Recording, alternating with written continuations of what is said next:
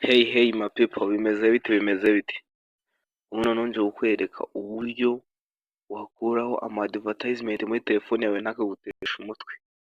Reba nk'uku nguku ama advertisement nta kintu na kimwe yatuma ukora. Uraza ugakanda ku kintu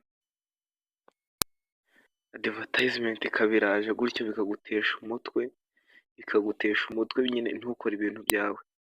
Nje kukwereka noneho uburyo wakura ama advertisement muri telefone yawe nyine. Twagiye sasa. Iyo ama advertisement udashaka kagaruka muri telefone yawe cyangwa kuri browser yawe, uraza ukajya muri setting, ukajya hano handitse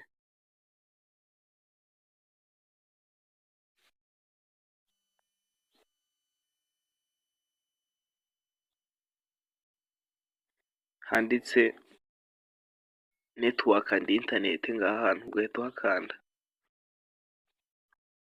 ugashaka ahantu handitse private DNS, ni hano hasi, dore hano hasi urimo urahareba, ugakandaho kaba kari off, uhita uza ugakanda kuri kantu ka gatatu kanditseho private DNS provider, ngaka kano ugahita uza, we nta kintu kiba cyanditsemo, uraza urabisiba, niba hari ikindi kintu cyanditsemo akandika DNS akadomo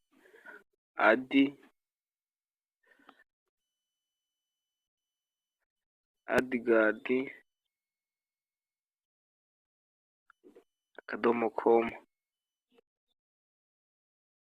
ubundi ugahita ukanda save. Ubu byakunze kano kanya, ubu ngubu ugiye kuri browser yawe, kuri Whiteomet wari urimo, ugahita uza ukajyaho kuri Whiteomet yawe wari uriho, turebe ko ama advertisement atagaruka.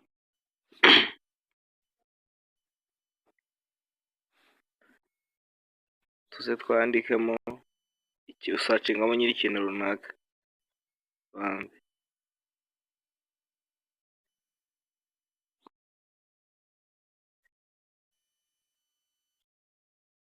tegereze gato.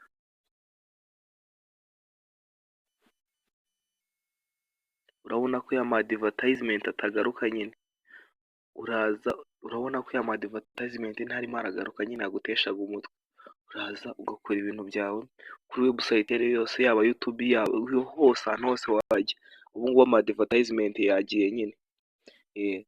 Ciao ciao, wowe kora subscribe, muri comment wandikemo ikindi kintu nazagukorera ubutaha nyine, uba ushaka ko cyajya mu murongo nyine muri telefone yawe. Turi kumwe.